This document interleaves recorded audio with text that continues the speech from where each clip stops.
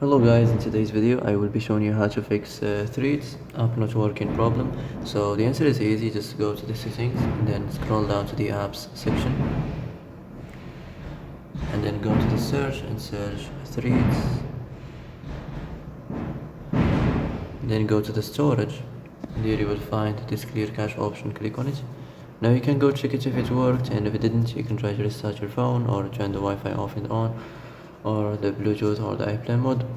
Also you can try to clear data, but be careful. If you clear data, all these applications data will be deleted. This includes all files, the settings, the accounts, the databases, etc. So be careful if you want to clear your data. And that's it for today's video. I hope this is the answer you've been looking for. If you like this video, don't forget to like and subscribe, and see you in the next video. Thanks for watching.